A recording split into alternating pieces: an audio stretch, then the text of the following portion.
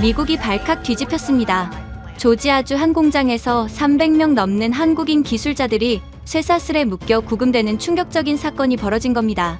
백악관은 태연했습니다. 한국은 의존국일 뿐 결국 굽힐 것이다. 그 오만한 믿음은 흔들릴 이유가 없어 보였습니다. 하지만 단 48시간 뒤 상황은 완전히 뒤집혔습니다. 한국 정부가 내놓은 충격적인 최후 통첩에 미국이 무릎을 꿇고 만 것입니다. 공장 전면 중단, 투자 철수, 그리고 핵개발까지. 도대체 무슨 일이 있었던 걸까요? 대한민국 정부의 단 한마디에 미국 정부가 고개 숙인 이유, 지금 시작합니다. 안녕하세요. 저는 로버트 밀러라고 합니다. 저는 백악관 국가안보실에서 동아시아 담당관으로 일하고 있습니다. 25년간 이 자리에서 수많은 위기들을 지켜봐왔죠. 하지만 지난 9월 4일 새벽에 벌어진 일은 정말 다른 차원이었습니다. 그날 새벽 5시 30분이었습니다. 저는 평소보다 일찍 사무실에 나와 있었어요. 국제정세 브리핑을 준비하고 있을 때였죠. 갑자기 제 책상 위 빨간 전화기가 울렸습니다. 밀러 담당관님, 긴급 상황입니다. 국토안보부 작전실에서 온 전화였어요. 목소리가 상당히 다급했습니다. 무슨 일입니까? 조지아주 현대차 LG에너지솔루션 합작 공장에서 대규모 단속이 진행 중입니다. 저는 커피잔을 내려놓았습니다. 규모가 어느 정도입니까? 현재까지 475명이 체포됐습니다. 475명이라고요? 숫자가 예상보다 훨씬 많았습니다. 평소 이런 단속에서는 많아봐야 50명 정도였거든요. 불법 체류자들입니까? 그런데 문제가 있습니다. 상당수가 한국인이고요. 한국인이 몇 명이나 됩니까? 300명이 넘습니다. 이상했습니다. 한국인 300명이 한꺼번에 불법 체류를 했다는 게 말이 안 됐어요. 현대차와 LG는 정식으로 미국에 진출한 기업들이었습니다. 직원들도 대부분 합법적인 비자를 가지고 있을 텐데요. 현장 상황은 어떻습니까? 조금 과격해진 것 같습니다. 과격하다는 게 무슨 뜻입니까? 군용 헬기까지 동원됐습니다. 저는 펜을 떨어뜨렸습니다. 헬기까지 동원한다는 건 보통 일이 아니었거든요. 왜 헬기가 필요한 겁니까? 인원이 워낙 많아서 안전상 필요하다고 현장에서 판단했습니다. 1시간 후 더욱 충격적인 소식이 들려왔습니다. 현장에서 촬영된 영상이 소셜미디어에 유출됐다는 거였어요. 저는 급히 컴퓨터를 켜고 트위터를 확인했습니다. 화면에 나오는 장면은 정말 끔찍했습니다. 한국인들이 쇠사슬에 묶인 채 트럭으로 끌려가고 있었어요. 그것도 일반적인 플라스틱 수갑이 아니라 진짜 쇠사슬이었습니다. 마치 19세기 노예들을 다루는 것 같았죠. 영상 속 한국인들은 대부분 정장을 입고 있었습니다. 기술자들이나 관리직 직원들로 보였어요. 이들이 왜 중범죄자 취급을 받아야 하는지 이해할 수 없었습니다. 존슨, 이것 좀 봐. 옆자리 동료를 불렀습니다. 세상에, 이게 뭡니까? 조지아 현대차 공장 단속 현장이야. 너무 과하지 않습니까? 존슨도 충격을 받은 표정이었습니다. 그는 20년간 국무부에서 일한 베테랑이었거든요. 이런 식으로 하면 외교 문제가 됩니다. 나도 그렇게 생각해. 오전 10시쯤 더 자세한 영상들이 공개됐습니다. 시민들이 스마트폰으로 촬영한 것들이었어요. 한 영상에서는 한국인 기술자 한 명이 카메라를 향해 무언가 말하고 있었습니다. 소리는 들리지 않았지만 입모양을 읽을 수 있었어요. 우리를 잊지 마라. 그 절절한 표정과 함께 말이죠. 그 순간 저는 소름이 돋았습니다. 이건 단순한 단속이 아니었어요. 뭔가 훨씬 큰 문제로 번질 가능성이 보였습니다. 밀러 담당관님, 비서가 들어왔습니다. 국무장관님이 회의실로 오라고 하십니다. 지금 당장요? 네, 긴급회의라고 합니다. 회의실에는 이미 주요 인물들이 모여 있었습니다. 국무장관 윌리엄스, 국방장관 해리슨, 그리고 몇몇 고위 관료들이요. 분위기가 심상치 않았습니다. 상황 보고부터 들어보겠습니다. 윌리엄스 장관이 말했습니다. 국토안보부 담당관이 일어났어요. 현재까지 475명이 체포됐고 그중 317명이 한국인입니다. 문제는 뭡니까? 해리슨 장관이 물었습니다. 일부가 합법적인 비자 소지자로 확인됐습니다. 뭐라고요? 회의실이 순간 조용해졌습니다. 합법 체류자까지 체포했다는 건 명백한 실수였거든요. 더욱이 쇠사슬까지 채워서 말이죠. 몇 명이나 됩니까? 제가 물었습니다. 정확한 숫자는 확인 중이지만 상당수로 보입니다. 이건 심각한 문제입니다. 윌리엄스 장관이 고개를 저었습니다. 어떻게 이런 실수가 생겼습니까? 현장에서 서류 확인이 제대로 안 됐던 것 같습니다. 즉시 석방 조치를 취해야 합니다. 하지만 또 다른 문제가 있었습니다. 체포된 한국인들이 수용된 곳이 일반 출입국 관리소가 아니었어요. 조지아주 아틀랜타 외곽에 있는 중범죄자 전용 구치소였습니다. 왜 하필 그곳에 수용했습니까? 제가 물었습니다. 인원이 워낙 많아서 다른 시설로는 부족했다고 합니다. 중범죄자들과 같은 공간에 있다는 뜻입니까? 이건 정말 최악의 선택이었습니다. 살인범이나 마약 딜러들과 같은 감옥에 수용된다는 건 인권 침해였거든요. 더욱이 한국인들은 대부분 고급 기술자들이었습니다. 이들이 어떤 사람들인지 확인됐습니까? 윌리엄스 장관이 물었습니다. 대부분 현대차와 LG에너지 솔루션의 핵심 기술진들입니다. 핵심 기술진이라고요? 배터리 기술, 전기차 제조 기술 분야의 전문가들이었어요. 미국이 중국과의 기술 경쟁에서 반드시 필요한 인력들이었습니다. 이런 사람들을 중범죄자 취급한 겁니다. 회의가 끝날 무렵 첫 번째 한국 정부의 반응이 들어왔습니다. 주미 한국 대사관에서 정식 항의 서한을 보냈다는 거였어요. 어떤 내용입니까? 즉시 석방과 사과를 요구하고 있습니다. 당연한 요구였습니다. 하지만 미국 정부 내부에서는 의견이 갈렸어요. 일부는 즉시 석방해야 한다고 했고, 다른 일부는 이번 기회에 확실한 메시지를 보내야 한다고 했습니다. 한국이 뭘 할 수 있겠습니까?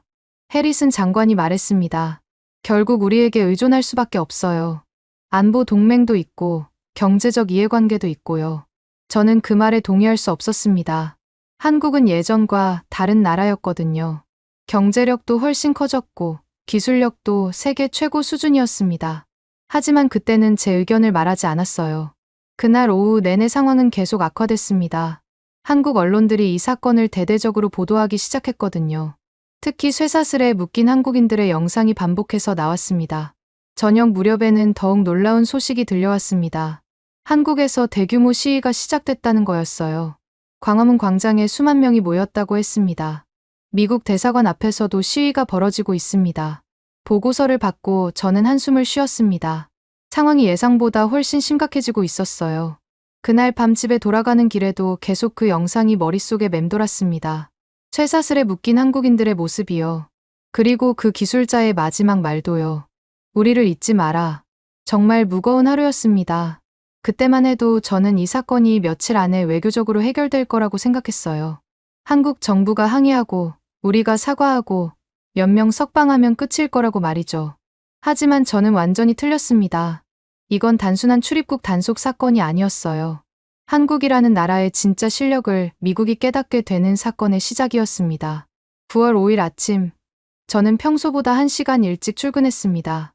전날 밤 한국에서 벌어진 시위 소식 때문에 잠을 제대로 이루지 못했거든요. 사무실에 도착하자마자 한국 관련 뉴스들을 확인했습니다. 상황은 예상보다 훨씬 심각했어요. 서울 광화문 광장에는 밤새 수만 명이 모여 있었습니다. 동포들을 구하라는 구호가 끊임없이 울려 퍼졌죠. 한국 언론들도 이 사건을 톱뉴스로 다루고 있었습니다. 밀러 담당관님, 비서가 들어왔습니다. 윌리엄스 장관님이 9시에 긴급회의를 소집하셨습니다. 참석자는 누구누구입니까? 국방장관, 국토안보부 장관, 그리고 주요 보좌관들입니다. 회의실로 가는 길에 동료 앤더슨을 만났습니다. 마이클 앤더슨은 저보다 5년 선배였어요. 특이하게도 삼성 공장에서 일한 경험이 있는 사람이었습니다. 마이클, 어떻게 생각해? 제가 물었습니다. 이번 일은 심상치 않아. 왜 그렇게 생각하는데? 한국 사람들 성격을 알거든. 이렇게 당하고 가만히 있지 않을 거야. 앤더슨의 표정이 심각했습니다. 하지만 결국 타협점을 찾겠지. 제가 말했습니다. 글쎄, 난 확신이 안 서. 회의실에 도착하니 이미 주요 인물들이 모여 있었습니다. 윌리엄스 국무장관이 단상에 서 있었어요. 그의 표정은 여전히 여유로워 보였습니다.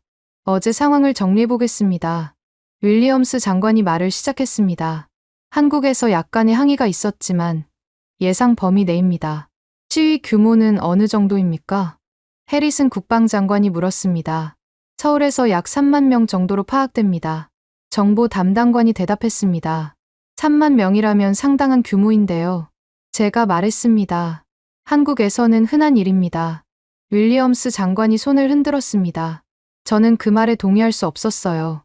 3만 명이 모인다는 건 결코 흔한 일이 아니었거든요. 특히 외교 문제로 이 정도 규모의 시위가 벌어진다는 건 말이죠. 한국 정부의 공식 입장은 어떻습니까?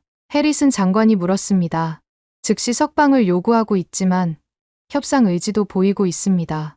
그럼 협상으로 해결할 수 있겠군요. 윌리엄스 장관이 자신 있게 말했습니다. 한국은 결국 우리 말을 들을 수밖에 없어요. 왜 그렇게 확신합니까? 제가 조심스럽게 물었습니다.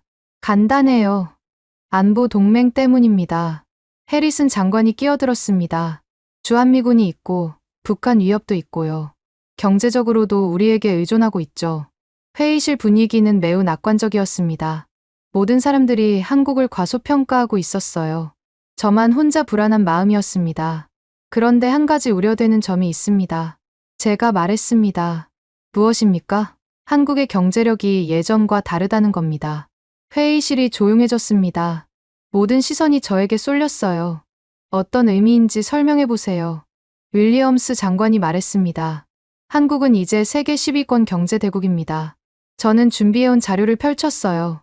반도체, 배터리, 조선업에서 세계 1위이고요. 그래서요, 특히 우리가 중국과 경쟁하는 분야에서 한국의 기술력이 핵심입니다. 제가 계속 설명했습니다. 전기차 배터리만 해도 한국 없이는 불가능해요. 과장된 얘기군요. 해리슨 장관이 코웃음을 쳤습니다. 미국이 마음먹으면 얼마든지 대체할 수 있어요. 하지만 현실적으로도 우리가 우위에 있습니다. 저는 더 이상 말하지 않았습니다. 분위기상 제 의견을 받아들일 것 같지 않았거든요. 하지만 속으로는 계속 불안했어요. 회의가 계속되면서 더욱 놀라운 발언들이 나왔습니다. 한국은 우리의 하위 파트너입니다. 윌리엄스 장관이 단언했어요. 경제적으로든 안보적으로든 우리 없이는 살 수 없어요. 북한 문제만 봐도 그렇잖아요. 해리슨 장관이 덧붙였습니다. 우리가 한반도를 지켜주는 거죠. 결국 협상 테이블로 나올 겁니다. 저는 이런 발언들을 들으면서 정말 답답했습니다. 한국을 너무 단순하게 보고 있었거든요. 하지만 여전히 소수 의견이었어요. 그런데 혹시 한국의 핵 기술은 어느 정도입니까? 제가 조심스럽게 물었습니다. 핵 기술이요. 그건 우리가 통제하고 있어요. 통제한다는 게 무슨 뜻입니까? 핵 확산 방지 조약으로 묶여 있고요. 정보 담당관이 설명했습니다. 국제원자력기구의 감시도 받고 있고요. 그럼 핵무기 개발은 불가능하다는 뜻입니까? 당연하죠. 한국이 핵무기를 만들려면 우리가 먼저 알 겁니다. 해리슨 장관이 자신 있게 말했습니다. 기술적으로도 아직 부족하고요. 정말 그럴까요? 사실 저는 며칠 전부터 한국 관련 정보를 수집하고 있었습니다. 궁금한 점들이 많았거든요. 특히 핵기술 분야에서 한국이 어느 정도까지 발전했는지 말이죠. 회의가 끝난 후 저는 혼자 사무실에 남았습니다. 컴퓨터를 켜고 한국 관련 최신 정보들을 검색했어요. 놀라운 사실들이 하나둘 드러나기 시작했습니다. 한국의 원자력 기술은 생각보다 훨씬 발전되어 있었어요. 자체적으로 원자력 발전소를 설계하고 건설할 수 있었습니다. 심지어 아랍에미리트에 원전을 수출하기도 했죠. 더 놀라운 건 핵연료 기술이었습니다. 한국은 이미 사용 후 핵연료 재처리 기술을 상당 부분 확보하고 있었어요. 공식적으로는 제한되어 있지만 기술력 자체는 있다는 뜻이었습니다. 이 정도일 줄 몰랐는데 저는 혼잣말을 했습니다. 미사일 기술도 만만치 않았어요. 이미 사거리 800km짜리 미사일을 보유하고 있었습니다. 잠수함 기술은 더욱 충격적이었습니다. 한국은 자체적으로 잠수함을 건조할 수 있었어요. 심지어 잠수함 발사 탄도미사일 시험도 성공했다는 보고가 있었습니다. 이 정보들을 회의에서 보고해야겠어. 저는 자료를 정리하기 시작했습니다. 하지만 과연 윗사람들이 받아들일지 의문이었어요. 오후에 앤더슨이 제 사무실로 찾아왔습니다. 어떤 자료를 찾고 있었어? 한국의 기술력 관련 정보들이야. 뭔가 발견했나? 마이클, 한국을 너무 과소평가하고 있는 것 같아. 제가 말했습니다. 어떤 면에서? 핵 기술, 미사일 기술, 잠수함 기술 모든 면에서 말이야. 앤더슨은 고개를 끄덕였습니다. 내가 삼성에서 일할 때도 느꼈어. 뭘 느꼈는데? 한국 사람들의 기술력과 추진력이 정말 대단하다는 걸. 그럼 이번 사건도 쉽게 끝나지 않을 수 있다는 뜻이야? 제가 물었습니다. 내 생각엔 그래. 특히 쇠사슬 영상이 워낙 충격적이었잖아. 윗사람들은 여전히 낙관적이던데.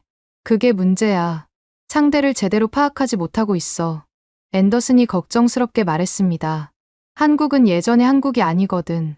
그날 저녁, 저는 더 자세한 보고서를 작성했습니다. 한국의 실제 기술력과 경제력에 대한 내용이었어요. 특히 핵 관련 기술들을 중점적으로 다뤘습니다. 하지만 다음날 아침 회의에서 이 보고서는 별다른 주목을 받지 못했습니다. 과장된 정보일 가능성이 높습니다. 윌리엄스 장관이 일축했어요. 한국이 그 정도 기술을 가졌다면 우리가 모를 리 없어요. 결국 미국 정부의 공식 입장은 변하지 않았습니다. 한국은 결국 굽힐 것이고 이번 사건도 곧 해결될 거라는 거였죠. 저는 정말 답답했지만 어쩔 수 없었어요. 그날 밤 집에 돌아가면서도 계속 생각했습니다. 과연 한국이 우리 예상대로 행동할까? 아니면 뭔가 다른 수를 둘까? 답은 곧 나올 예정이었습니다. 한국은 미국의 예상을 완전히 뛰어넘는 반응을 보일 준비를 하고 있었거든요. 하지만 그때 저는 아직 그 사실을 모르고 있었어요. 9월 5일부터 상황은 급격히 악화되기 시작했습니다. 제가 우려했던 일들이 하나씩 현실이 되고 있었어요. 특히 언론의 반응이 예상보다 훨씬 격렬했습니다.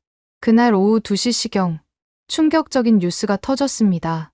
CNN에서 단독 보도를 한 거예요. 조지아 공장에서 체포된 한국인 중 상당수가 합법적인 비자 소지자였다는 내용이었습니다. 저는 급히 뉴스를 켰습니다. 화면에는 CNN 기자가 심각한 표정으로 서 있었어요. 저희가 확인한 바에 따르면 체포된 317명의 한국인 중 최소 200명 이상이 정식 취업 비자를 소지하고 있었습니다. 이건 정말 치명적인 보도였습니다. 합법 체류자를 불법 체류자로 몰아서 체포했다는 뜻이었거든요. 더욱이 쇠사슬까지 채워서 말이죠. 현재 이들은 아틀랜타 외곽의 맥스웰 구치소에 수용되어 있습니다. 기자의 목소리가 계속됐어요.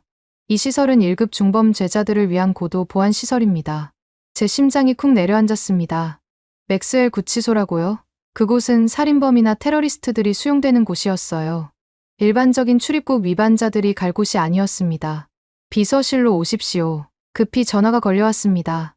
윌리엄스 장관이 긴급회의를 소집했다는 거였어요. 회의실로 가는 길에 복도에서 만난 동료들의 표정이 어두웠습니다. 모두들 CNN 보도를 본 모양이었어요. 이번엔 정말 큰일 났네. 누군가 중얼거렸습니다. 회의실에 들어서자 분위기가 완전히 바뀌어 있었습니다. 어제까지만 해도 여유롭던 윌리엄스 장관의 얼굴이 굳어 있었어요.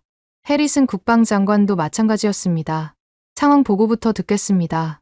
윌리엄스 장관이 차가운 목소리로 말했습니다. 국토안보부 담당관이 떨리는 목소리로 대답했어요. CNN 보도 내용이 상당 부분 사실인 것으로 확인됐습니다. 얼마나 많은 합법 체류자가 포함됐습니까? 정확한 숫자는 아직 집계 중이지만 200명을 넘을 것으로 보입니다. 200명이라고요? 회의실이 순간 조용해졌습니다. 200명의 합법 체류자를 불법 체포했다는 건 국제적인 사건이었거든요. 더욱이 한국 같은 동맹국 국민들을 상대로 말이죠. 맥스웰 구치소는 어떻습니까? 제가 물었습니다. 그것도 사실입니다. 다른 시설이 부족해서 변명은 그만하십시오. 윌리엄스 장관이 화를 냈습니다. 현재 한국 반응은 어떻습니까? 상당히 격해지고 있습니다. 정말 그랬습니다. 한국에서는 CNN 보도가 나간 직후부터 여론이 폭발했어요. 소셜미디어에는 분노의 댓글들이 쏟아지고 있었습니다. 합법 체류자까지 쇠사슬로 묶다니. 이건 명백한 인권 침해다. 미국이 우리를 어떻게 보는 거냐. 트위터와 페이스북에는 관련 해시태그가 실시간 트렌드 1위를 차지했어요. 특히 쇠사슬에 묶인 한국인들의 영상이 계속 공유되고 있었습니다. 국내 여론만 문제가 아닙니다. 정보 담당관이 보고했습니다. 국제적으로도 비판 여론이 확산되고 있어요. 영국의 BBC에서도 이 소식을 톱뉴스로 다뤘습니다. 미국의 과도한 출입국 단속이라는 제목으로 말이죠. 독일, 프랑스, 일본 언론들도 비슷한 보도를 하고 있었어요. 더 심각한 건 한국 내 시위 상황이었습니다. 서울 광화문 광장에는 5만 명이 넘는 시민들이 모여 있었어요. 전날 3만 명에서 하루 만에 거의 2배로 늘어난 겁니다. 동포들을 즉시 석방하라. 인권을 무시하는 미국을 규탄한다. 쇠사슬 단속을 중단하라. 구호 소리가 밤늦게까지 이어졌습니다. 주한 미국 대사관 앞에도 수백 명의 시위대가 몰려들었어요. 대사관 경비는 괜찮습니까? 해리슨 장관이 물었습니다. 한국 경찰이 보호하고 있어서 안전합니다. 다행이군요. 하지만 상황은 계속 악화되고 있었습니다. 9월 6일에는 더욱 충격적인 사실이 드러났어요. 맥스웰 구치소의 내부 상황이 공개된 겁니다. 한국 기자들이 구치소 주변에서 취재를 하던 중이었습니다. 내부에서 일하는 직원 하나가 익명으로 증언을 한 거예요. 한국인들이 살인범들과 같은 감방에 있다는 내용이었습니다. 이 소식이 한국에 전해지자 여론은 완전히 폭발했습니다. 이건 고문이다. 중범죄자들과 같은 감옥에 넣다니. 미국이 우리를 뭘로 보는 거냐. 광화문 집회 참가자 수는 8만 명까지 늘어났습니다. 부산, 대구, 대전에서도 연대 집회가 열렸어요. 전국적으로 20만 명이 넘는 시민들이 거리로 나온 겁니다. 이건 좀 심각한 것 같은데요. 제가 말했습니다. 곧 잠잠해질 겁니다. 윌리엄스 장관이 여전히 낙관적이었어요. 하지만 20만 명이 시위에 참가했다는 건 한국에서는 시위가 흔한 일입니다. 이 정도 규모가 흔한 일입니까? 저는 이해할 수 없었습니다. 20만 명이 거리로 나온다는 건 결코 흔한 일이 아니었거든요. 특히 외교 문제로 이 정도 반응이 나온다는 건 말이죠.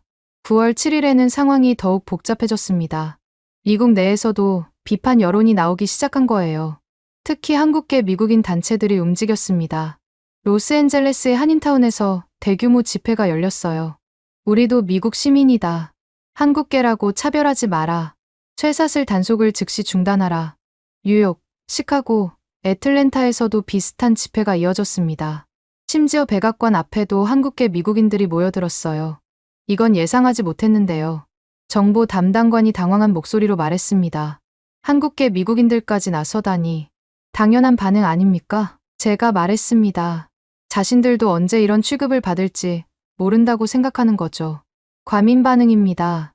해리슨 장관이 코웃음을 쳤어요.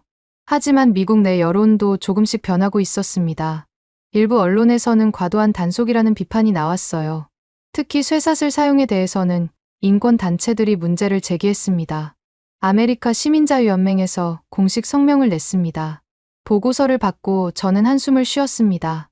어떤 내용입니까? 과도한 단속이며 인권 침해 소지가 있다는 내용입니다. 상황은 점점 더 복잡해지고 있었어요. 국내외적으로 비판 여론이 확산되고 있었습니다. 하지만 백악관의 공식 입장은 여전히 변하지 않았어요. 9월 8일 브리핑에서 백악관 대변인이 말했습니다. 정당한 법 집행이었으며 과도하지 않았습니다. 합법 체류자 체포에 대해서는 어떻게 생각합니까? 현재 확인 중이며 필요시 적절한 조치를 취하겠습니다. 이런 애매한 답변이 한국 여론을 더욱 자극했습니다. 사과도 없이 확인 중이라니. 우리를 무시하는 거다. 더 강하게 항의해야 한다. 한국 정부도 점점 강경해지고 있었습니다. 외교부에서는 주미 대사를 본국으로 소환하겠다고 발표했어요. 이는 매우 강한 항의 표시였습니다. 대사 소환이라고요? 윌리엄스 장관이 놀란 표정을 지었습니다. 네, 한국 외교부에서 공식 발표했습니다. 이건 좀 과하지 않나요? 하지만 한국의 분노는 거기서 그치지 않았습니다. 9월 9일에는 더욱 충격적인 발표가 나왔어요. 한국 국회에서 미국 규탄 결의안이 통과된 겁니다. 국회 결의안까지 나왔습니까? 제가 물었습니다. 네, 만장일치로 통과됐습니다. 만장일치라고요? 한국 국회에서 만장일치로 뭔가 통과된다는 건 매우 드문 일이었습니다. 여야를 가리지 않고 모든 의원들이 분노하고 있다는 뜻이었어요. 그날 저녁 저는 앤더슨과 함께 퇴근했습니다. 어떻게 생각해? 제가 물었습니다. 상황이 예상보다 훨씬 심각해. 윗사람들은 아직도 낙관적이던데. 그게 문제야. 한국 사람들이 얼마나 자존심이 센지 모르고 있어. 앤더슨이 걱정스럽게 말했습니다. 특히 이런 식으로 당하면 절대 가만히 있지 않거든. 그럼 앞으로 어떻게 될까? 더 강하게 나올 거야. 지금까지는 시작에 불과해. 정말 그럴까? 그날 밤 집에서 한국 뉴스를 보면서 저는 정말 놀랐습니다. 시위 규모가 더욱 커져서 전국적으로 30만 명이 참가했다는 거였어요. 이 정도면 한국 전체가 들끓고 있다고 봐야 했습니다. 더욱 놀라운 건 시위 참가자들의 구성이었습니다.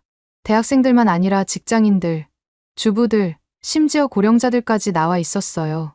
이건 정말 범국민적인 분노구나. 저는 혼잣말을 했습니다. 하지만 백악관의 분위기는 여전했습니다. 다음 날 아침 회의에서도 비슷한 얘기가 나왔어요. 곧 잠잠해질 겁니다. 한국도 결국 현실을 직시할 거예요. 우리와의 관계가 더 중요하다는 걸 알 테니까요. 저는 정말 답답했지만 더 이상 반박하지 않았습니다. 어차피 들어주지 않을 거라는 걸 알았거든요. 하지만 속으로는 계속 불안했어요. 한국의 분노가 이 정도일 줄은 정말 예상하지 못했습니다. 그리고 이것은 아직 시작에 불과했어요. 더 큰 폭풍이 몰려오고 있었는데 미국 정부는 아직도 그 사실을 깨닫지 못하고 있었습니다. 9월 10일 새벽 6시, 저는 급한 전화벨 소리에 잠에서 깼습니다. 침대 옆 빨간 전화기였어요. 이 전화기가 울린다는 건 정말 심각한 상황이라는 뜻이었습니다. 밀러 담당관님, 즉시 출근하셔야 합니다. 상황실에서 온 전화였어요. 무슨 일입니까? 한국에서 중대 발표가 있었습니다. 급히 옷을 입고 백악관으로 향했습니다. 새벽 길은 한산했지만 제 마음은 전혀 평온하지 않았어요. 지난 며칠간의 상황을 보면 좋은 소식일 리 없었거든요.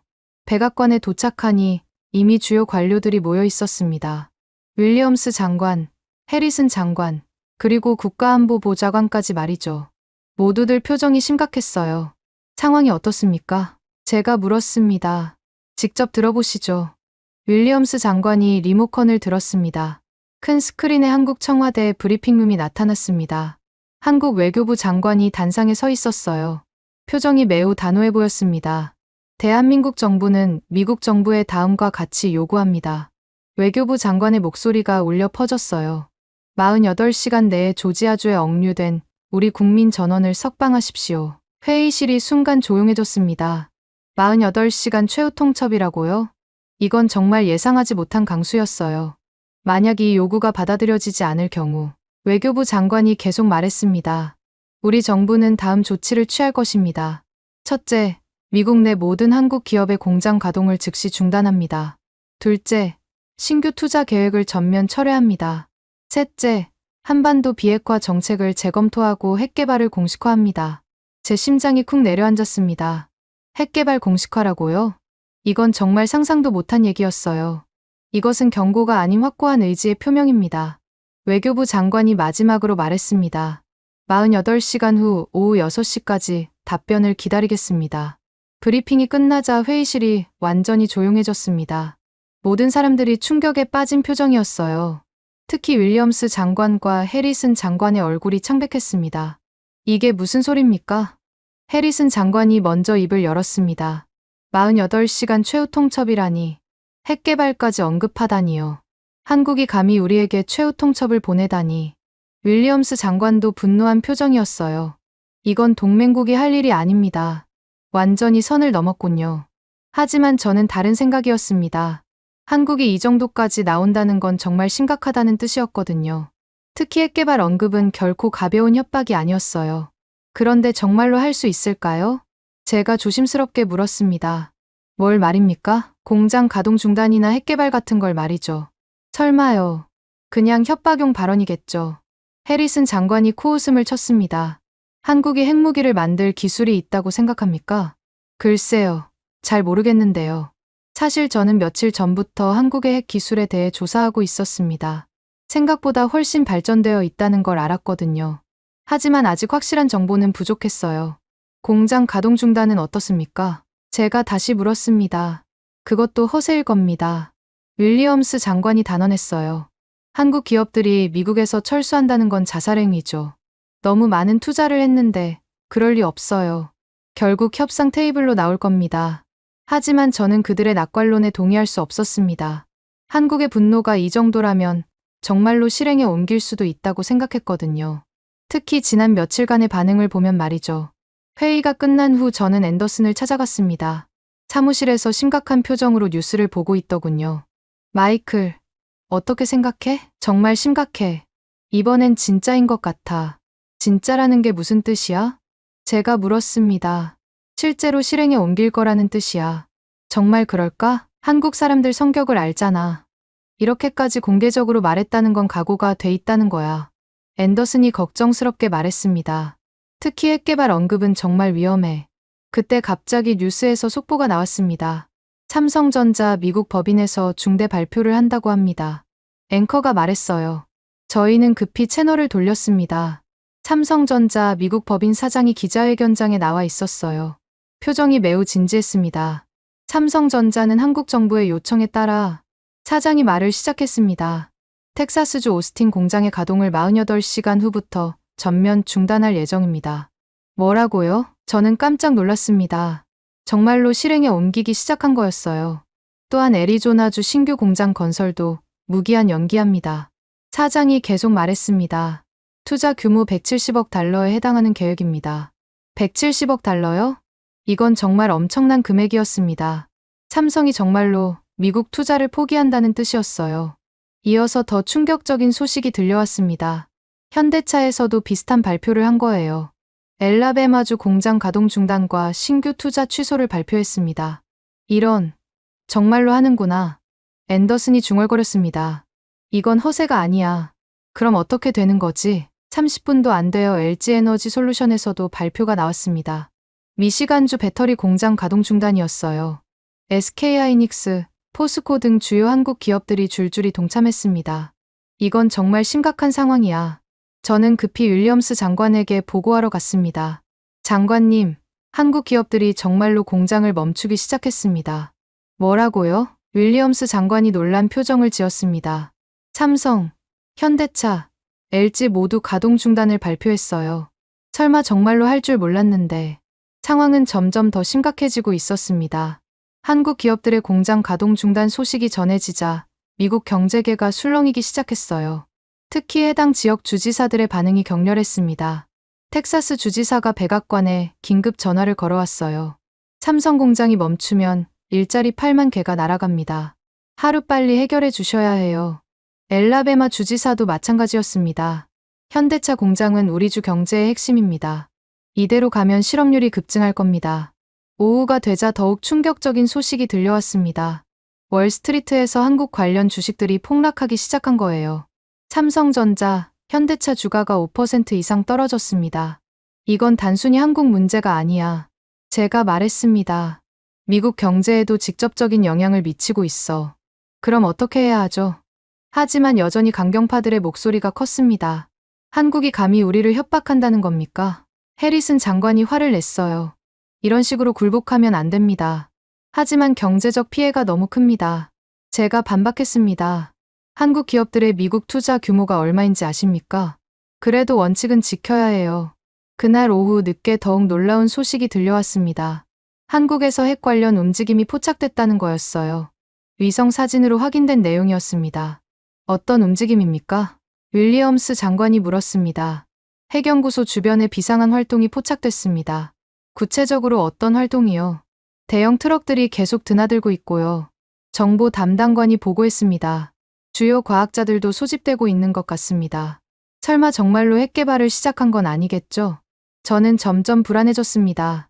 한국이 정말로 핵 개발에 착수한다면 이건 완전히 다른 차원의 문제가 되는 거였거든요. 동북아시아 전체가 불안정해질 수 있었어요. 마이클, 한국이 정말로 핵무기를 만들 수 있을까? 제가 앤더슨에게 물었습니다. 기술적으로는 충분히 가능해. 정말이야? 원자력 기술도 세계 최고 수준이고 미사일 기술도 있고. 앤더슨이 심각하게 말했습니다. 문제는 의지인데 이번 사태로 그 의지도 생긴 것 같아. 그날 밤 저는 잠을 이루지 못했습니다. 한국의 48시간 최후 통첩이 계속 머릿속을 맴돌았거든요. 정말로 48시간 후에 핵 개발을 선언할까? 그럼 우리는 어떻게 대응해야 할까? 다음 날 아침이 되자 상황은 더욱 악화됐습니다.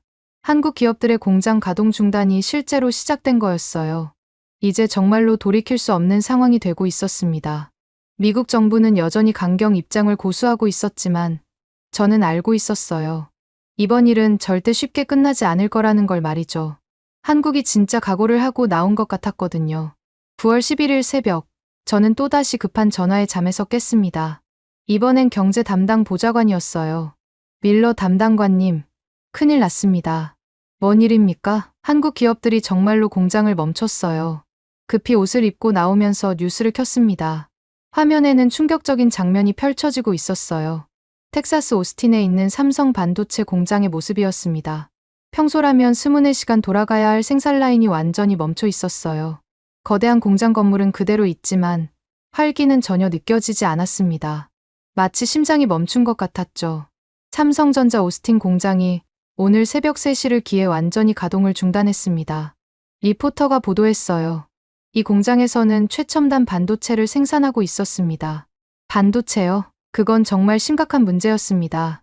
미국의 모든 전점에 들어가는 핵심 부품이었거든. 애플 아이폰에도 테슬라 전기차에도 모두 필요한 부품이었어요. 백악관에 도착하니 이미 비상 상황이었습니다. 모든 관료들이 부산하게 움직이고 있었어요. 상황실에는 여러 모니터가 켜져 있었습니다. 현재 상황을 보고받겠습니다. 윌리엄스 장관이 긴장한 목소리로 말했습니다. 경제 담당관이 일어나서 보고를 시작했어요.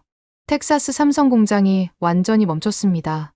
인력 규모는 어느 정도입니까? 직접 고용 인원만 2만 명이고 협력업체까지 하면 8만 명입니다. 8만 명이라고요? 이건 정말 엄청난 숫자였습니다. 하루아침에 8만 개의 일자리가 위험해진 거였어요. 더 큰 문제는 이것이 시작에 불과하다는 점이었습니다. 엘라베마 현대차 공장은 어떻습니까? 제가 물었습니다. 마찬가지로 오늘 오후부터 가동 중단 예정입니다. 미시간 LG 배터리 공장도요? 예, 모든 한국 기업들이 동참하고 있습니다. SK하이닉스, 포스코, 하나까지 모두요. 총 몇 개 공장입니까? 현재까지 확인된 것만 47개 공장입니다. 담당관이 떨리는 목소리로 대답했어요. 47개요? 예, 그리고 계속 늘어나고 있습니다. 저는 정말 충격을 받았습니다. 47개 공장이 동시에 멈춘다고요? 이건 상상도 못한 규모였어요. 예상 실업자 수는 얼마나 됩니까? 윌리엄스 장관이 물었습니다. 직접 고용 인원만 약 50만 명으로 추산됩니다. 50만 명이라고요? 회의실이 순간 조용해졌습니다. 50만 명이 하루아침에 일자리를 잃는다는 건 정말 끔찍한 일이었거든요. 더욱이 이들은 모두 숙련된 기술직 근로자들이었어요. 그때 갑자기 다른 담당관이 뛰어들어왔습니다. 장관님, 월스트리트에서 긴급 상황이 발생했습니다. 무슨 일입니까? 주식시장이 폭락하고 있어요. 급히 모니터를 켰습니다. 화면에는 빨간색 숫자들이 가득했어요. 다우존스 지수가 실시간으로 떨어지고 있었습니다. 현재 다우지수가 3% 하락했습니다. 3%요? 아직 장 시작한 지 1시간도 안 됐는데요. 더 충격적인 건 개별 종목들이었습니다. 애플 주가가 8%나 떨어져 있었어요. 테슬라는 12%, 인텔은 15%까지 급락했습니다. 왜 이렇게 떨어지는 겁니까? 해리슨 장관이 물었습니다. 한국 기업들과 연관된 모든 업체들이 타격을 받고 있습니다. 구체적으로 어떤 업체들이요? 애플은 삼성 반도체에 의존하고 있고요. 경제 담당관이 설명했습니다. 테슬라는 LG 배터리를 쓰고 있습니다. 인텔은 SK하이닉스와 협력 관계고요.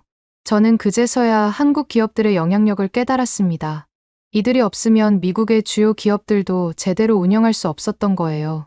특히 첨단 기술 분야에서는 더욱 그랬습니다.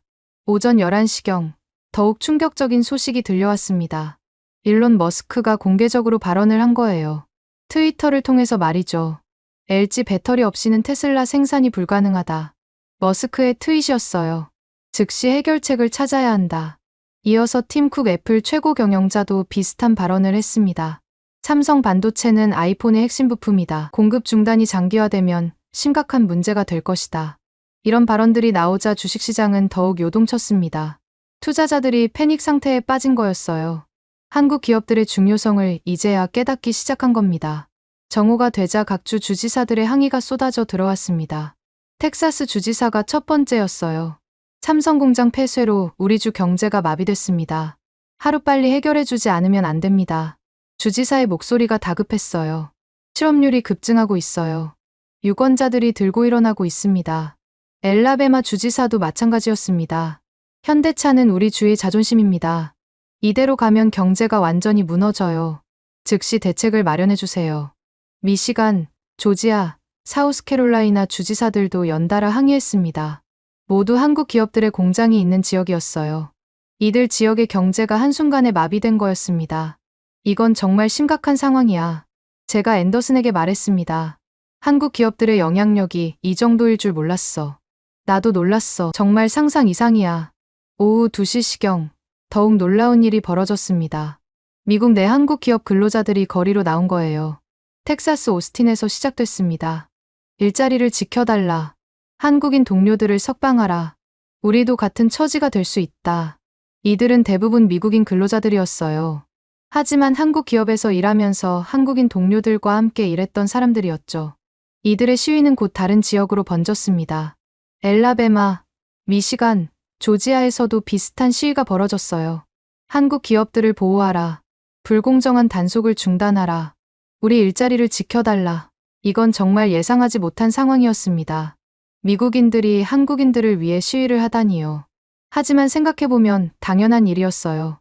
저들에게는 한국 기업이 생계수단이야. 앤더슨이 말했습니다. 한국인이든 미국인이든 상관없어. 일자리가 없어지면 가족을 어떻게 먹여 살려. 오후 4시경, 상황은 더욱 악화됐습니다. 주식시장 폐장 시간이 다가오는데 하락세가 멈추지 않았어요. 결국 다우지수는 3.2% 하락으로 마감했습니다. 개별 종목들은 더욱 심각했어요. 애플이 8.5%, 테슬라가 12.8% 떨어졌습니다. 반도체 관련 주식들은 거의 15% 가까이 폭락했어요. 하루 만에 시가총액이 얼마나 줄어들었습니까? 윌리엄스 장관이 물었습니다. 약 2조 달러 정도로 추산됩니다. 2조 달러라고요? 이건 정말 천문학적인 손실이었습니다. 하루 만에 2조 달러가 증발한 거였어요. 한국 기업들의 파급력이 이 정도일 줄 누가 알았겠습니까?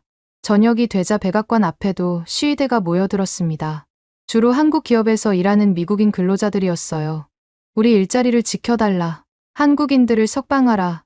이들의 구호는 점점 더 격렬해졌습니다. 트럼프는 한국과 협상하라.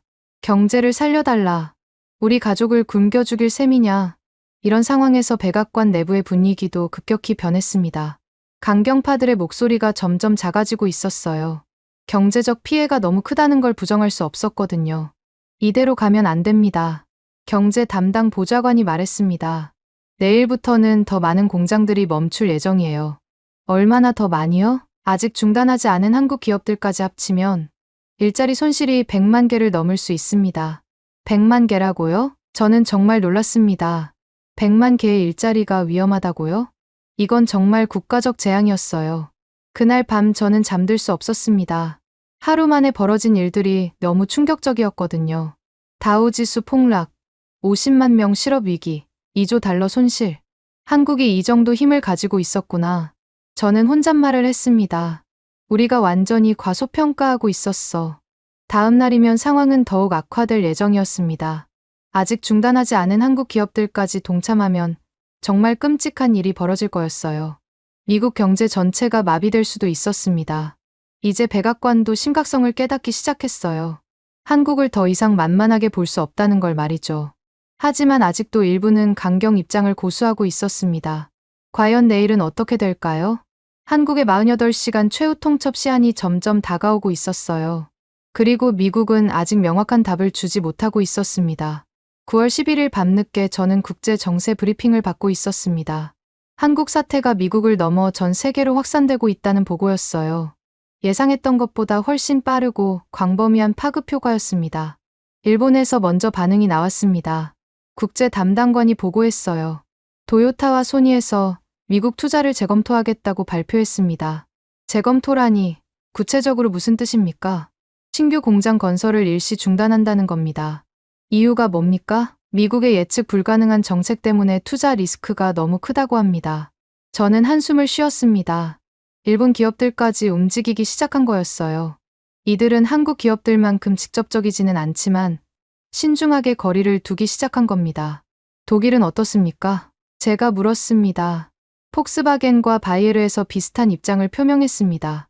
이들도 투자를 중단한다는 건가요? 현재 진행 중인 프로젝트는 계속하지만 신규 투자는 보류한다고 합니다. 담당관이 설명했어요. 특히 폭스바겐은 테네시주 전기차 공장 건설을 연기한다고 발표했습니다. 이건 정말 심각한 상황이었습니다. 한국 기업들만의 문제가 아니라 국제적인 신뢰 위기로 번지고 있었거든요. 외국 투자자들이 미국을 불안정한 국가로 보기 시작한 겁니다. 다음 날 새벽, 더욱 충격적인 소식이 들려왔습니다. 대만의 TSMC에서 중대 발표를 한 거예요. 반도체 업계의 절대 강자인 TSMC 말이죠. TSMC가 무슨 발표를 했습니까? 윌리엄스 장관이 물었습니다. 미국향 반도체 공급 일정을 재검토하겠다고 했습니다. 재검토라니요? 공급망 안정성을 우려해서라고 합니다. 정보 담당관이 설명했어요. 한국 기업들과의 협력 관계도 고려해야 한다고 하고요. TSMC까지 움직인다는 건 정말 큰일이었습니다. 이 회사는 세계 반도체 생산의 절반 이상을 담당하고 있었거든요. 애플, 엔비디아, 퀄컴 등 미국 기업들의 핵심 파트너였어요. ASML은 어떻습니까? 제가 물었습니다. ASML은 네덜란드의 반도체 장비 회사였어요. 세계에서 유일하게 최첨단 반도체 제조 장비를 만드는 곳이었습니다. ASML도 비슷한 입장을 보이고 있습니다. 구체적으로 어떤 입장인가요? 미국향 장비 공급 스케줄을 재조정하겠다고 했습니다. 이제 정말 심각해졌습니다. 반도체 생태계의 핵심 기업들이 모두 미국을 외면하기 시작한 거였어요. 한국 하나 때문에 전 세계 공급망이 흔들리고 있었습니다. 오전 10시경, 뉴욕에서 놀라운 일이 벌어졌습니다. 월스트리트에서 대규모 시위가 시작된 거예요. 하지만 이번에는 성격이 완전히 달랐습니다. 한국 기업들을 보호하라. 공급망을 지켜달라. 경제를 살려달라. 시위 참가자들은 대부분 금융업계 종사자들이었어요. 투자은행, 헤지펀드, 연기금 관계자들이 거리로 나온 겁니다. 이들이 거리 시위를 한다는 건 정말 이례적인 일이었어요. 골드만삭스에서도 직원들이 나왔나요? 제가 물었습니다. 네, 상당수가 참여하고 있습니다. JP모건이나 모건스탠리도요? 예, 월스트리트 전체가 들끓고 있어요. 현지 담당관이 보고했습니다. 이들의 주장은 하나예요. 한국과의 관계를 즉시 정상화라는 겁니다. 왜 월스트리트가 이렇게 나설까요? 이유는 간단했습니다. 한국 관련 투자에서 엄청난 손실을 보고 있었거든요. 어제 하루 손실 규모가 얼마나 됩니까? 윌리엄스 장관이 물었습니다. 약 3조 달러로 추산됩니다. 3조 달러라고요? 하루 만에 3조 달러가 증발했다는 얘기였어요. 이건 정말 천문학적인 손실이었습니다. 월스트리트가 가만히 있을 수 없었던 이유였죠. 실리콘밸리에서도 비슷한 움직임이 나타났습니다. 구글, 메타, 넷플릭스 등 주요 기업들의 직원들이 시위에 나선 거예요. 한국 없이는 혁신이 불가능하다는 구호를 들고 말이죠. 실리콘밸리 시위 규모는 어떻습니까? 제가 물었습니다. 약 5만 명 정도로 추산됩니다. 5만 명이나요? 네. 그리고 계속 늘어나고 있어요. 주요 기업 경영자들도 동참하고 있습니다. 정말 놀라운 일이었습니다. 실리콘밸리의 기술자들이 한국을 위해 시위를 하다니요. 하지만 그럴 만한 이유가 있었어요. 이들이 왜 이렇게 나서는 겁니까? 해리슨 장관이 물었습니다. 한국과의 기술 협력이 그들에게도 필수적이기 때문입니다. 구체적으로 어떤 협력인가요? 반도체는 물론이고 배터리, 디스플레이 모든 분야에서 협력하고 있어요. 경제 담당관이 설명했습니다. 한국 기업들 없이는 혁신이 불가능한 상황입니다. 실제로 구글의 픽셀폰에는 삼성 반도체가 들어갔어요. 테슬라는 LG 배터리를 썼고 애플은 삼성 디스플레이를 사용했습니다. 이런 협력 관계가 끊어지면 모든 게 마비되는 거였죠. 오후가 되자 백악관 내부에서도 균열이 생기기 시작했습니다. 강경파와 현실파 사이에 격렬한 논쟁이 벌어진 거예요. 이대로 가면 안 됩니다. 경제 담당 보좌관이 목소리를 높였어요. 경제가 완전히 마비되고 있어요. 하지만 원칙은 지켜야 합니다. 해리슨 국방장관이 맞섰습니다. 한국의 협박에 굴복할 수는 없어요. 이건 협박이 아니라 정당한 항의입니다. 그럼 어떻게 하자는 겁니까? 즉시 석방하고 사과해야 합니다. 그럼 우리 체면은 어떻게 되고요? 체면보다 경제가 더 중요하지 않습니까? 회의실이 점점 격해졌습니다. 각자 자신의 입장을 굽히지 않았어요. 윌리엄스 장관도 갈등하는 표정이었습니다. 저는 이 상황을 지켜보면서 많은 생각이 들었어요. 21세기의 힘이란 게 뭔지 깨닫기 시작한 겁니다. 군사력만으로는 안 되는 시대가 온 거였어요. 공급망이 곧 국력이군요. 제가 중얼거렸습니다. 앤더슨이 고개를 끄덕였어요. 맞아. 이제는 경제적 상호의존이 모든 걸 결정해. 한국이 보여준 건 바로 이거였습니다. 직접적인 군사 공격 없이도 상대방을 무력화시킬 수 있다는 거였어요. 공급망을 끊어버리는 것만으로도 말이죠. 그런데 핵개발 얘기는 어떻게 봐야 할까? 제가 물었습니다. 그것도 압박의 한 방법이겠지. 하지만 정말로 할 수 있을까? 기술적으로는 충분히 가능해. 앤더슨이 심각하게 말했습니다. 문제는 의지인데 이번 일로 그 의지도 생긴 것 같아. 저녁이 되자 더욱 놀라운 소식이 들려왔습니다. 중국에서도 반응이 나온 거예요. 미국의 일방적 조치를 우려한다는 공식 성명이었습니다. 중국까지 끼어들었습니까? 윌리엄스 장관이 놀란 표정을 지었어요. 네, 외교부 대변인이 공식 발표했습니다. 어떤 내용인가요? 한국과 중국은 경제적으로 밀접한 관계라고 했어요. 정보 담당관이 설명했습니다. 한국 경제에 타격이 오면 중국도 영향을 받는다고 하고요. 이제 정말 국제적인 사안이 됐습니다. 일본, 독일, 대만, 네덜란드, 그리고 중국까지 모든 나라들이 한국 편을 들고 있었어요. 러시아는 어떻습니까? 제가 물었습니다. 아직 공식 입장은 없지만 비공식적으로는 한국을 지지한다고 해요. 유럽연합은요? 독일과 프랑스가 주도해서 우려 성명을 준비 중입니다. 내용이 뭔가요? 동맹국에 대한 과도한 조치라는 거죠. 저는 정말 놀랐습니다. 전 세계가 미국이 아니라 한국을 지지하고 있었어요. 이런 상황은 정말 상상도 못했습니다. 그날 밤 저는 깊은 고민에 빠졌습니다. 21세기의 국제관계가 어떻게 돌아가는지 확실히 깨달았거든요. 군사력보다는 경제적 상호의존이 더 중요한 시대가 온 거였어요. 한국이 정말 대단하구나. 저는 혼잣말을 했습니다. 공급망과 기술력으로 전 세계를 움직이다니. 내일이면 한국의 48시간 최후 통첩 시한이 끝납니다. 전 세계가 미국의 답변을 기다리고 있었어요. 과연 미국은 어떤 선택을 할까요? 백악관 내부의 갈등도 극에 달하고 있었습니다. 강경파는 여전히 버티자고 했지만 현실파는 굴복해야 한다고 주장했어요. 경제적 피해가 너무 크다는 거였죠. 저는 이미 답을 알고 있었습니다. 결국 미국은 굴복할 수밖에 없을 거라고요. 전 세계가 한국 편에 서 있는 상황에서 버틸 수 있는 나라는 없었거든요. 하지만 아직 공식적인 결정은 나지 않았어요. 내일 아침이면 모든 게 결정될 예정이었습니다. 과연 어떤 결말이 기다리고 있을까요? 9월 12일 새벽 5시, 저는 또다시 긴급 소집 전화를 받았습니다. 이번에는 국가정보국에서 온 전화였어요. 밀러 담당관님, 중대한 정보가 확인됐습니다. 어떤 정보입니까? 직접 오셔서 확인하시는 게 좋겠습니다. 급히 백악관으로 향했습니다. 48시간 최후 통첩의 마지막 날이었어요. 오후 6시까지 답변을 주지 않으면 한국이 핵개발을 공식화한다고 했죠. 국가정보국 브리핑룸에 도착하니 분위기가 심상치 않았습니다. 윌리엄스 장관, 해리슨 장관, 그리고 국가정보국장까지 모여 있었어요. 모두들 표정이 굳어 있었습니다. 무슨 일입니까? 제가 물었습니다. 국가정보국장이 일어나서 말했어요. 한국의 핵 능력에 대한 최신 정보를 입수했습니다. 어떤 정보인가요? 위성 사진부터 보시겠습니다. 큰 스크린에 위성 사진이 나타났어요. 한국의 어딘가 시설 모습이었습니다. 이곳이 어디입니까? 경북 경주에 있는 해결료 재처리 시설입니다. 국가정보국장이 설명했습니다. 공식적으로는 연구용이라고 되어 있지만요. 실제로는 어떤 용도입니까? 우라늄 농축이 가능한 시설로 확인됩니다. 레이저 포인터로 화면을 가리키며 말했어요. 이 건물들이 원심분리기가 들어있는 곳이고요. 원심분리기가 몇 대나 됩니까? 최소 3,000대 이상으로 추정됩니다. 3,000대라고요? 네, 핵무기 제조에 충분한 규모입니다. 저는 충격을 받았습니다.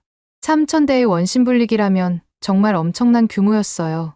이란이나 북한보다도 많은 숫자였습니다. 언제부터 가동되고 있었습니까? 윌리엄스 장관이 물었습니다. 정확한 시점은 확인이 어렵지만 최소 3년 이상으로 보입니다. 3년이라고요? 네, 그동안 우리가 전혀 모르고 있었습니다. 국가정보국장이 씁쓸하게 말했어요. 국제원자력기구 감시도 피해왔고요. 어떻게 그런 일이 가능합니까? 한국의 기술력을 과소평가했던 것 같습니다. 다음 자료를 보시겠습니다. 새로운 사진이 나타났습니다. 이번에는 바다 위의 모습이었어요. 잠수함 한 척이 수면 위로 떠오르고 있었습니다. 이건 뭡니까? 제가 물었습니다. 한국의 도산한 창호함입니다. 이 잠수함이 특별한 이유가 있나요? 잠수함발 사탄도미사일 시험을 실시하고 있습니다. 국가정보국장이 심각하게 말했어요. 이 사진은 3일 전에 촬영된 겁니다. 3일 전이라고요? 화면이 바뀌더니 미사일 발사 장면이 나왔습니다. 잠수함에서 미사일이 솟아오르는 모습이었어요. 수중에서 발사되어 하늘로 치솟고 있었습니다. 시험 결과는 어떻습니까? 해리슨 장관이 긴장된 목소리로 물었습니다. 성공률이 87%에 달합니다. 87%라고요? 네, 이는 상당히 높은 수치입니다. 미국이나 러시아 수준에 근접한 거죠. 한국이 언제부터 이런 기술을 보유했습니까? 정확히는 모르지만 상당 기간 축적해온 것으로 보입니다. 국가정보국장이 계속 설명했어요. 이제 마지막 자료를 보시겠습니다. 이번에는 공장 내부 모습이 나타났습니다. 복잡한 기계들과 작업자들이 보였어요. 모두들 방호복을 입고 있었습니다. 이곳은 어디입니까? 대전에 있는 해결료 제조 시설입니다. 일반적인 원전용 연료를 만드는 곳 아닙니까? 표면적으로는 그렇습니다. 국가정보국장이 의미심장하게 말했어요. 하지만 트리소 연료도 생산하고 있습니다. 트리소 연료가 뭡니까? 차세대 원자로용 연료입니다. 기술 담당관이 설명했어요. 하지만 군사용으로도 전용 가능한 기술이죠. 군사용이라니요? 핵무기 소형화에 필요한 기술입니다. 이 기술을 보유한 나라가 몇 개나 됩니까? 미국, 러시아, 중국, 그리고 이제 한국까지 4개국 뿐입니다. 회의실이 완전히 조용해졌습니다. 모든 사람들이 충격에 빠진 표정이었어요. 한국이 이미 핵무기 제조에 필요한 모든 기술을 확보했다는 뜻이었거든요. 그럼 한국이 핵무기를 만들겠다고 한 건 허세가 아니라는 뜻입니까? 윌리엄스 장관이 떨리는 목소리로 물었습니다. 네, 기술적으로는 충분히 가능합니다. 얼마나 빨리 만들 수 있습니까? 해리슨 장관이 물었습니다. 이미 농축 우라늄을 보유하고 있다면 6개월 이내에 가능합니다. 6개월이라고요? 네.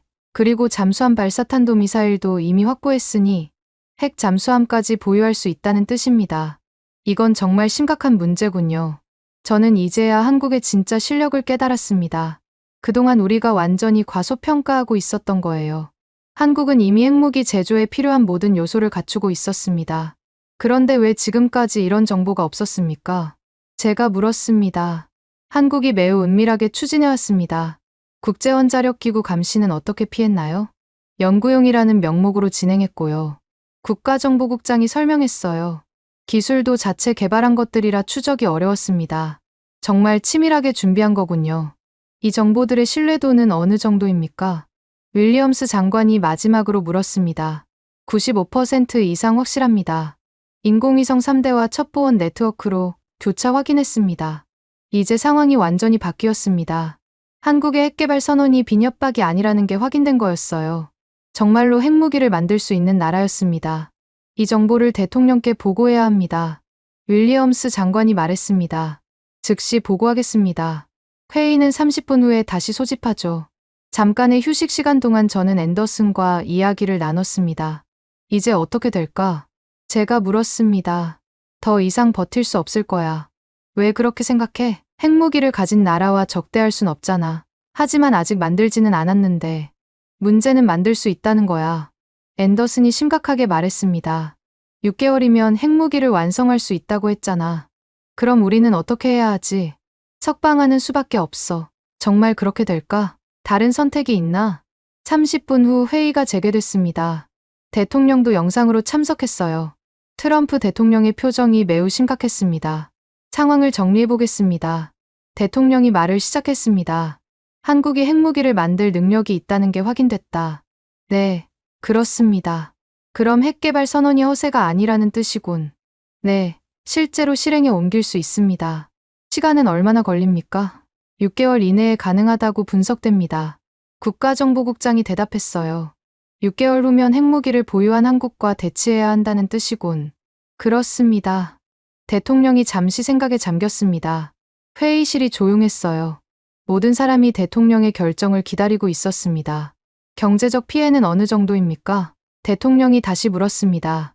현재까지 5조 달러 손실이고 일자리 100만 개가 위험합니다. 하루 더 끌면 어떻게 됩니까? 손실이 10조 달러까지 늘어날 수 있습니다. 경제 담당관이 대답했어요. 일자리는 200만 개까지 위험해질 수 있고요. 국제적 고립도 심화될 겁니다. 알겠습니다. 대통령이 결정적으로 말했습니다. 한국인들을 석방하겠습니다. 형식은 자진출국으로 하고요.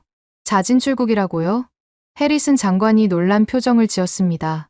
우리 체면을 최소한으로 지키는 방법입니다. 강제 석방이 아니라 자진출국이라고 발표하는 거죠. 한국 측이 받아들일까요? 윌리엄스 장관이 물었습니다. 받아들일 겁니다. 목적은 달성하는 거니까요. 언제 실행합니까? 오늘 오후 5시에 발표하겠습니다. 시한이 6시니까 겨우 맞추는 거군요. 네, 더 이상 끌 수는 없습니다. 그날 오후 5시 정각 백악관에서 공식 발표가 나왔습니다. 조지아주에 억류된 한국인들의 자진 출국을 허용한다는 내용이었어요. 형식상으로는 석방이 아니라 자진 출국이었지만 실질적으로는 완전한 굴복이었습니다. 발표 직후 애틀랜타 공항에 대한항공 전세기가 도착했습니다. 한국 외교부 차관이 직접 지휘하고 있었어요. 317명의 한국인들이 하나씩 전세기에 탑승했습니다. 정말 끝났구나. 저는 혼잣말을 했습니다. 한국이 미국을 굴복시킨 순간이었어요. 21세기 역사에 길이 남을 사건이었습니다. 그날 저녁 저는 깊은 생각에 빠졌습니다. 한국의 실제 실력을 완전히 잘못 파악했던 거예요. 이들은 이미 핵무기 제조 능력을 갖춘 나라였습니다. 21세기의 힘은 핵과 공급망이구나. 저는 깨달았습니다. 한국이 보여준 게 바로 그거였어요. 경제적 압박과 핵 억제력의 조합이었습니다.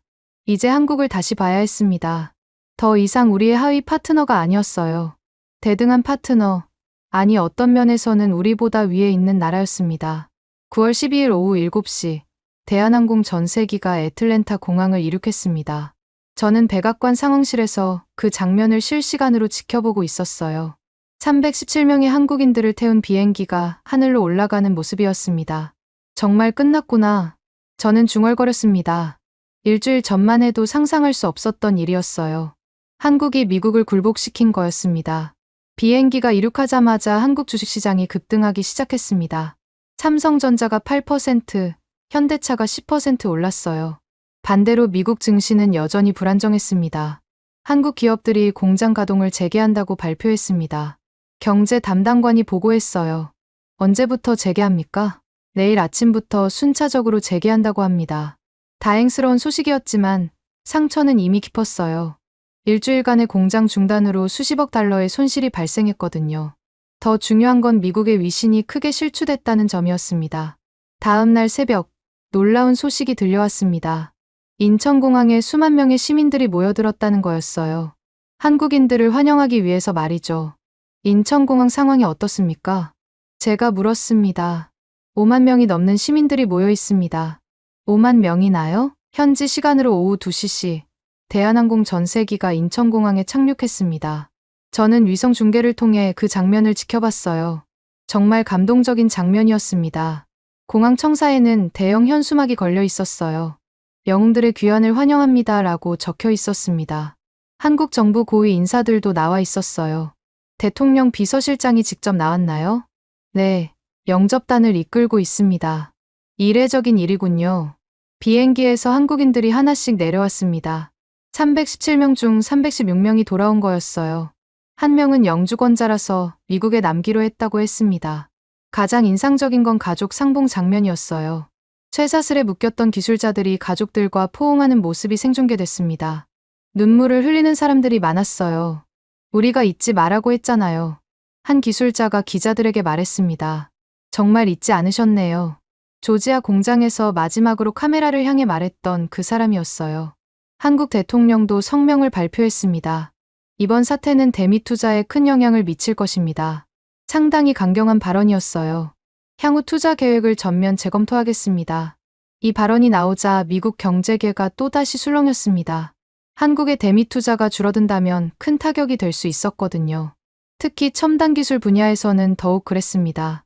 저녁 무렵 국제 언론들의 반응이 쏟아져 나왔습니다. BBC에서는 작은 나라가 강대국을 굴복시켰다고 보도했어요. CNN도 21세기 다윗과 골리앗이라는 제목으로 다뤘습니다. 파이낸셜 타임스는 뭐라고 했습니까? 제가 물었습니다. 한국의 경제력이 군사력을 넘어섰다고 분석했습니다. 구체적으로 어떤 내용인가요? 공급망 중단으로 초강대국을 무력화시켰다는 내용입니다. 21세기 새로운 패러다임이라고 평가했고요.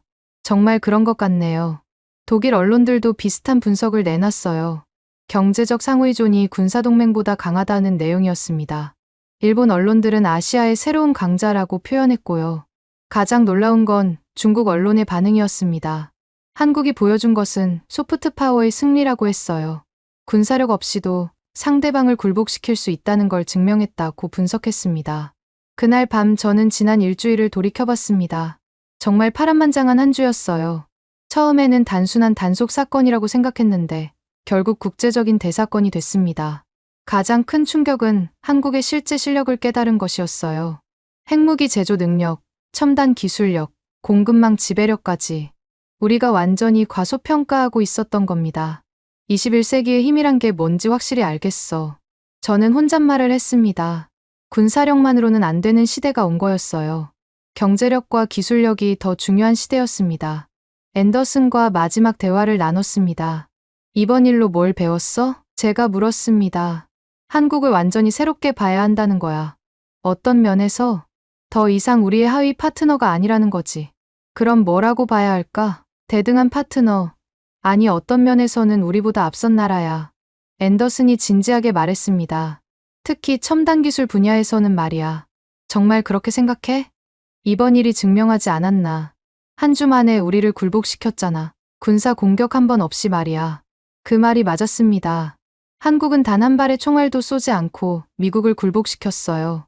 공장 가동 중단과 핵 개발 위험만으로 말이죠. 며칠 후 백악관에서 대책회의가 열렸습니다. 앞으로 한국과의 관계를 어떻게 설정할지 논의하는 자리였어요. 분위기는 완전히 바뀌어 있었습니다. 한국을 새롭게 평가해야 합니다. 윌리엄스 장관이 말했습니다. 더 이상 예전 방식으로는 안 됩니다. 구체적으로 어떻게 해야 할까요? 대등한 파트너로 대우해야 합니다. 안보 동맹뿐만 아니라 경제 파트너십도 강화해야 하고요. 핵 문제는 어떻게 할까요? 더 이상 막을 수 없을 것 같습니다. 해리슨 장관도 인정했어요. 기술력도 있고 의지도 있으니까요. 그럼 어떻게 대응해야 합니까? 협력하는 수밖에 없습니다. 핵 확산을 막는 것보다는 관리하는 쪽으로 가야 해요.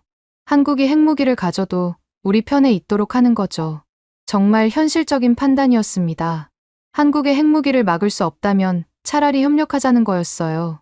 북한과 중국을 견제하는 데 도움이 될 수도 있었거든요. 마지막으로 저는 이번 사건의 의미를 정리해봤습니다. 21세기 국제관계의 패러다임이 바뀌는 사건이었어요. 군사력보다는 경제력이 더 중요한 시대가 온 겁니다.